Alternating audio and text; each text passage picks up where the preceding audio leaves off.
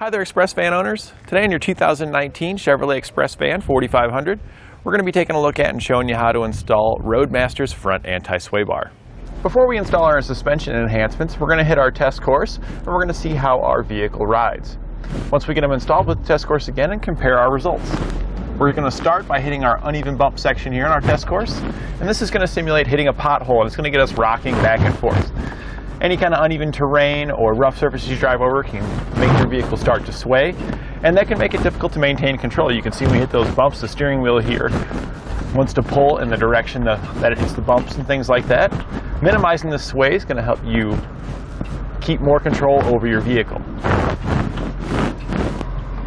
And we are pretty bouncy right now as we're going over the bumps. You can see it in the steering wheel, we can feel it here inside.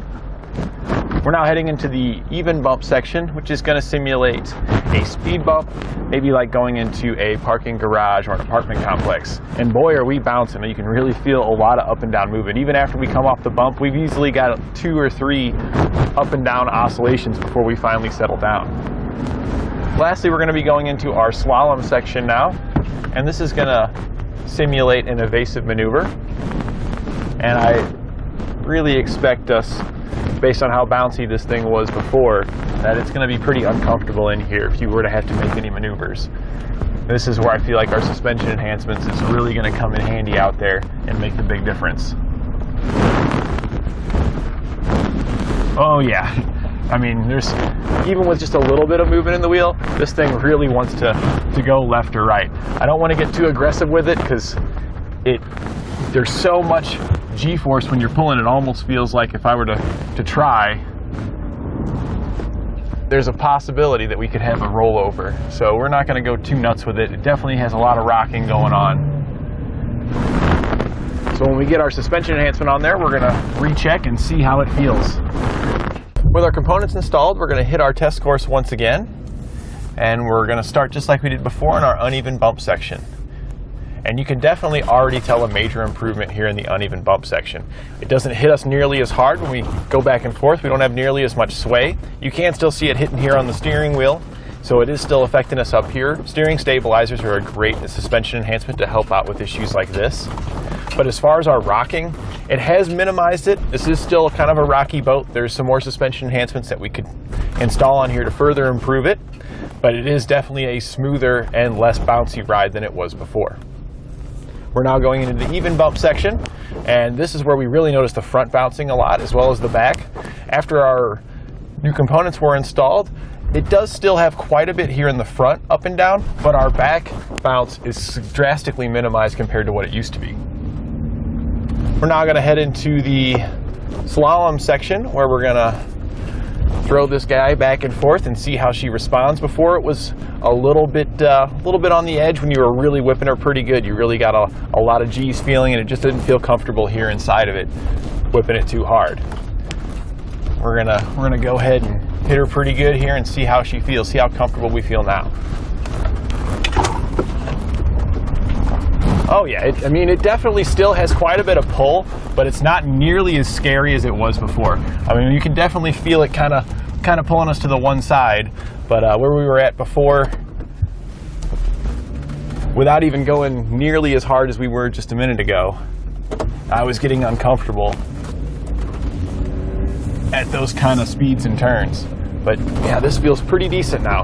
Definitely does have some sway. There is still going to be some items moving around in this motorhome, but in the event that something runs out in front of you, I would definitely feel a lot more confident that I would be in control and be able to get around whatever we have and get to our destination.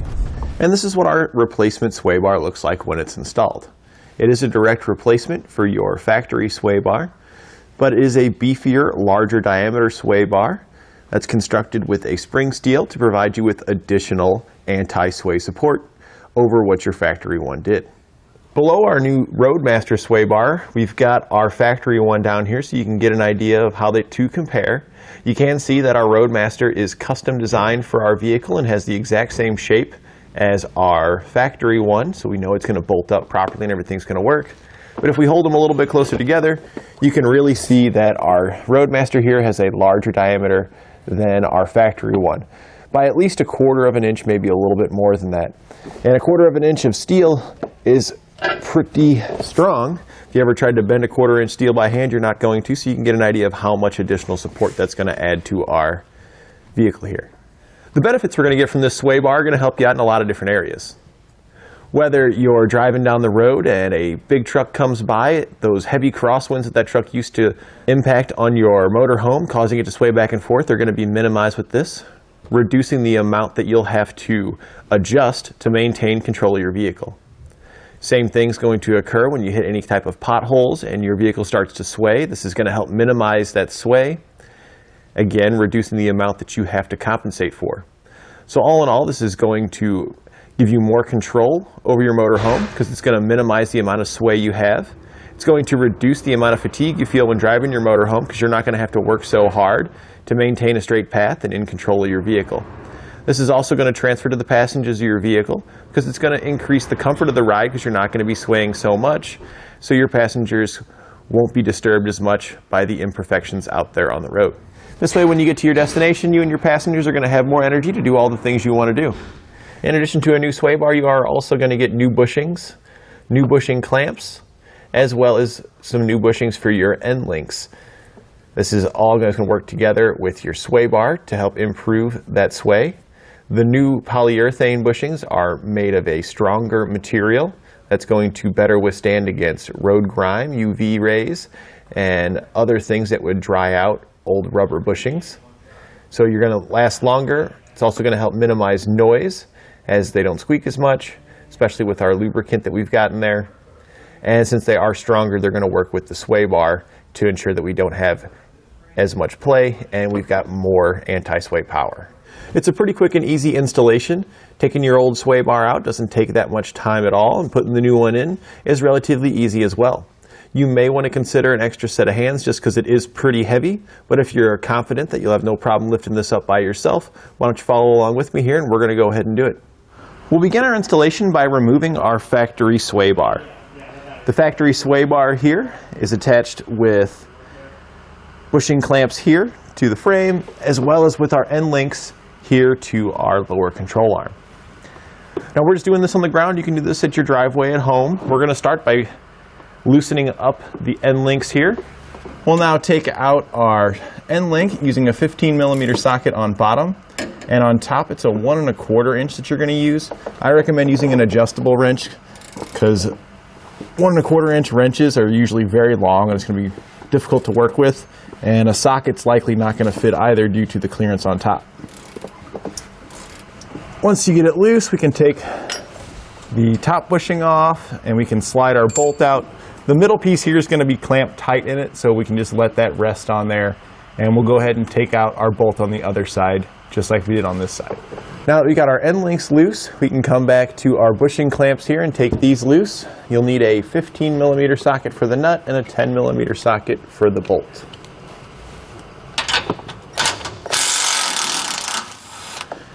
I like to take one of them loose first. This one here, you can see the whole stud and everything came out. That's not a big deal if it does, but I like to just take one of the 2 fasteners and just thread it in just a turn or two, just to ensure the bar can't fall down while we're taking out our hardware.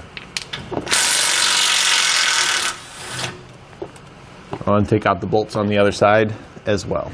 Now that we've got both of our fasteners loose on each side, we can go back and take those ones out that we had just barely threaded in there.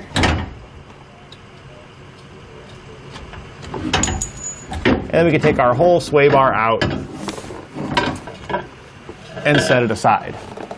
We can now prepare our new sway bar. We've got it laid out here. We got the Roadmaster logo facing up.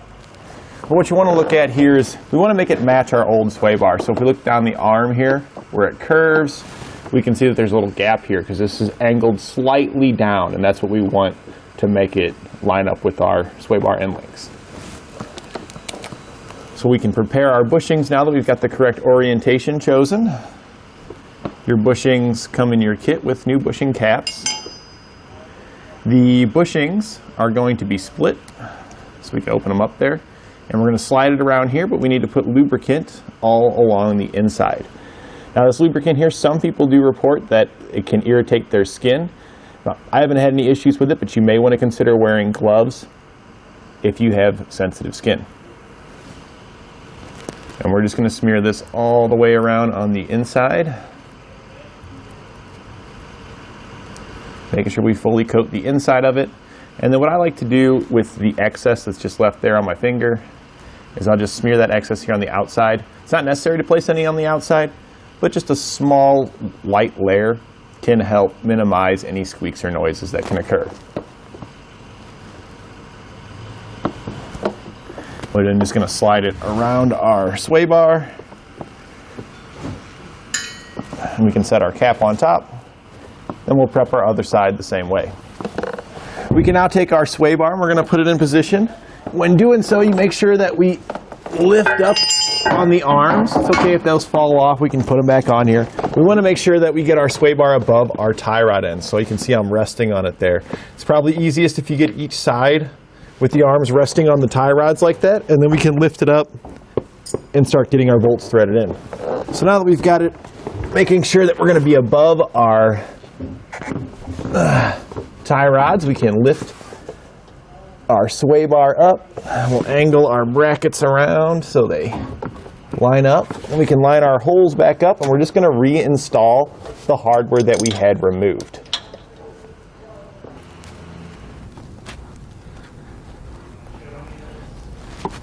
We can now prepare our end links. The bolt that we took out with the bushing on it, we're going to slide the factory bushing off, and we're going to slide the new bushings that come included with our kit on it.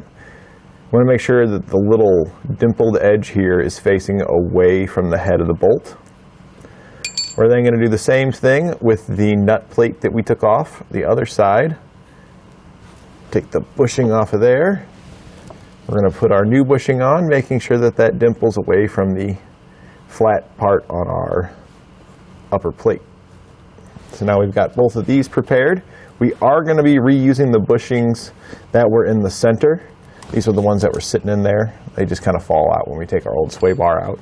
So we'll take our sway bar end link now. We're going to set it in place, lifting up on the sway bar. Then we're going to take our large bolt up through the bottom and make sure that goes through our end link here as well. Okay.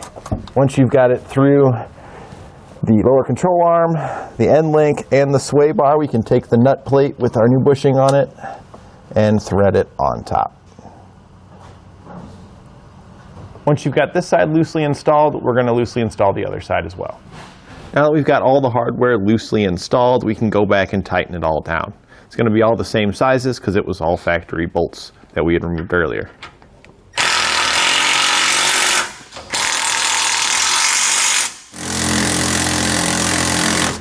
When tightening down your bushings for your end links, you want to stop once the bushing starts to collapse and squish out.